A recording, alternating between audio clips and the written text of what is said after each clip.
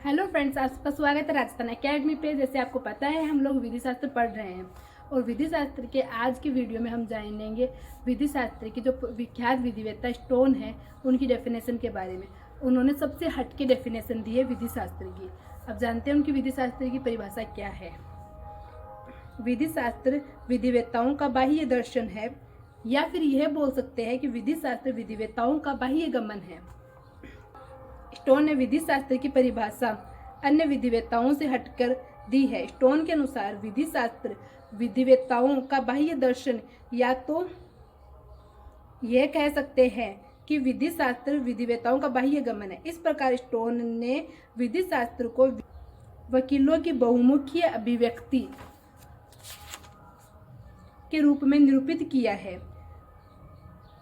उसके अनुसार वर्तमान ज्ञान के अन्य स्रोतों के आधार पर अधिवक्ता गण विधि की अवधारणाओं, आदर्शों, पद्धतियों का जो परीक्षण और विश्लेषण करते हैं उसे विधि शास्त्र की विषय वस्तु कहा जा सकता है। स्टोन ने विधि शास्त्र की विषय वस्तु को तीन वर्गों में वर्गीकृत किया है: विश्लेषणात्मक विधि शास्त्र, क्रियात्मक विधि शास्त्र और न्याय के सिद्धांत।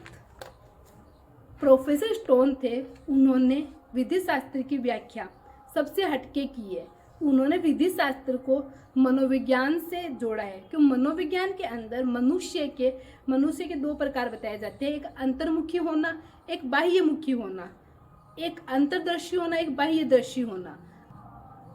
बाह्यमुखी होने का मतलब होता है कि आप बाहर के जगत से, समाज से, बाहर से ज्ञान प्राप्त करते हैं, अपने अंदर समाहित करते हैं और उसका उपयोग करते हैं एक अलग सिद्धांत, अलग आदर्श और अलग रूप में।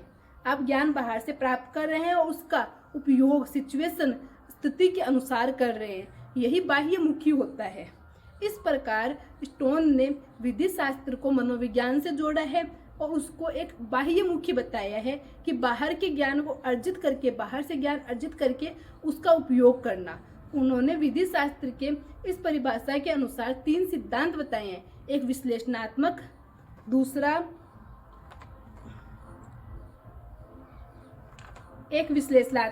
क्रियात्मक और तीसरा न्यायिक सिद्धांत। अब जानते हैं सिद्धांतों के बारे में, आखिर ये सिद्धांत क्या होते हैं।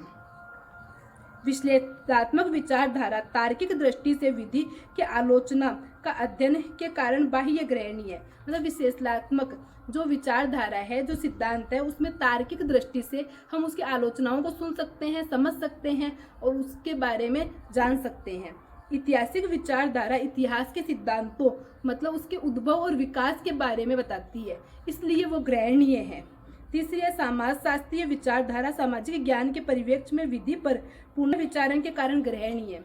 मतलब कि जो समाजशास्त्र है उसके अनुसार हम समाज के अनुसार विधि पे वापस विचार करते हैं, समाज पे वो लागू होती है तो उसे हम लागू करते हैं, तो ये पुनर्विचारण के लिए उत्साहित करती है, इसलिए ये विधि शास्त्र के अंतर्गत आती है। इसी प्रकार अर्थशास्त्र, मनोविज्ञान और मानव शास्त्र और नीति शास्त्र, राजनीतिक शास्त्र में विधि शास्त्र के विभिन्न दृष्टिकोण आते हैं। जिस प्रकार हमने जाना इतिहास का क्या संबंध है अपने विधि से, विधि शास्त्र से, अपना सामाजिक शास्त्र है उसका क्या संबंध, क्या अर्थ है समाज के साथ में, विधि के साथ में, वो जाना। इसी प्रकार बाकी जब अर्थशास्त्र है, नीति शास्त्र है, राजनीतिक शास्त्र है, इनका भी विधि के साथ बहुत अधिक विशेष घनिष्ठ संबंध बताया है उन्होंने। स्टोन ने विधि शास्त्र को तीन शाखाओं में वर्गीकृत किया है: विधि और तर्क पर आधारित विश्लेषणात्मक विधि शास्त्र, विधि और तर्क पे आधारित विधिक और तर्क पे आधारित विश्लेषणात्मक विधि शास्त्र, विधि और समाज पे आधारित क्रियात्मक विधि शास्त्र, विधि और न्याय पे आधारित न्यायिक सिद्धांत। जो तीन सिद्धांत थे उनके बारे में हम देखा है, तो इन तीन वर्गों में वर्गीकृत किया है। अब जानते हैं तीन वर्गों में क्या क्या दिया हुआ है। विश्लेषणात्मक विधि शास्त्र के अंतर्गत विधि का स्वरूप, अर्थ और वर्गीकरण, तर्क आदि सम्मिलित है। जो विश्लेषणात्मक विधि शास्त्र है उसमें उसका स्वरूप बताया जाता है, उसका अर्थ बताया जाता है, उसका वर्गीकरण किया जाता है, उसका मतलब पूरा विश्लेषण किया जाता है, इसलिए इसे विश्लेषणात्मक कहा गया है। इसके बाद में क्रियाशील विधि शास्त्र के अंतर्गत दूसरी विधियों द्वारा अर्जित ज्ञान को विधिवेत्ताओं पर परख कर विधि और विधि संस्थानों और लोगों की अभिरुचि और कार्यकलापों पारस्परिक प्रभावों को सुनिश्चित किया जाता है।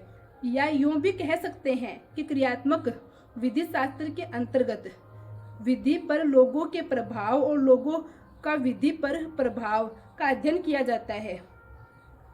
जो हमारा क्रियात्मक विधि शास्त्र है, जिसे हम मतलब समाज के जो लोग होते हैं उनके ऊपर क्या क्रिया रहती है उनकी, जैसे हमने विधि बनाया, उसका क्या यूज़ हो रहा है, क्या मिस यूज़ हो रहा है, क्या उसका मतलब बेनिफिट है और क्या उसके लॉसेज है, कुछ ना कुछ जो असर रहा है उसका अध्ययन करना क्रियात्मक विधि शास्त्र है। पहले विधि बना दी, उसका क्रियान्वयन करना, उनके ऊपर लागू करना, लागू करने में क्या समस्या आ रही है उन समस्याओं को दूर करना, ये सब हमारे क्रियात्मक विधि शास्त्र के अंदर अध्ययन करते हैं।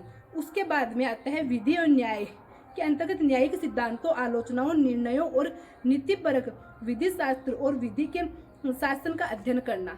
मतलब न्यायिक जो सिद्धांत है उसके अंदर क्या आता है कि जो सिद्धांत है, न्याय के जो सिद्धांत बने हुए हैं उनका अध्ययन करना, आलोचनाओं का अध्ययन करना, जो न्यायिक निर्णय है, पहले क्या इस समस्या पे क्या न्यायिक निर्णय आए हुए हैं उनका अध्ययन करना, नीति परक क्या मतलब आगे क्या नीति बनानी है, वो सब न्यायिक सिद्धांत के अंतर्गत आता है। इस प्रकार स्टोन ने जो परिभाषा दी है उसका महत्व अपने आप में बहुत अधिक है, क्योंकि उसने विधि शास्त्र को सभी जो शास्त्र है, जो सभी बिंदु है उनसे जोड़ने का प्रयास किया है, उनका जोड़ के सारांश निकाला है, उनका महत्व बताया है कि किस प्रकार इसका किससे संबंध है और विधि शास्त्र का वास्तविक में अर्थ क्या है, और विधि शास्त्र को बहुत ही विस्तृत कर दिया है, उसके महत्व को, उसके अर्थ को बहुत ज़्यादा अधिक विस्तृत करके सभी विषयों में सम्मिलित कर दिया है। इस प्रकार सभी विषयों के अध्ययन को विधि शास्त्र के समुचित स्थान दिया है। विधिवेताओं के लिए समाजशास्त्र, इतिहास, राजनीतिक शास्त्र, अर्थशास्त्र, दर्शन शास्त्र, नीति शास्त्र, मनोविज्ञान, तार्किक शास्त्र, सौंदर्य शास्त्र आदि सभी का ज्ञान अपेक्षित है। अतः इन सभी के अध्ययन विधि अध्ययन के अंतर्गत समाहित होना आवश्यक है। स्टोन की विधि शास्त्र की ने विषय वस्तु बताई है। जैसा मैंने पहले कहा कि उन्होंने सभी चीज से इसको कनेक्ट कर दिया है, जोड़ दिया है। विधि शास्त्र के अध्ययन में इन सभी बिंदुओं को ध्यान में रखते हुए हम पूर्णतः विधि शास्त्र को समझ सकते हैं और जान सकते हैं। आपको ये वीडियो कैसा लगा? अच्छा लगा तो सब्सक्राइब करना ना भूलें। एंड कोई भी क्वेरी है, कोई भी क्वेश्चन है तो आप हमें कमेंट सेक्शन में पूछ सकते हैं। Thank you for watching.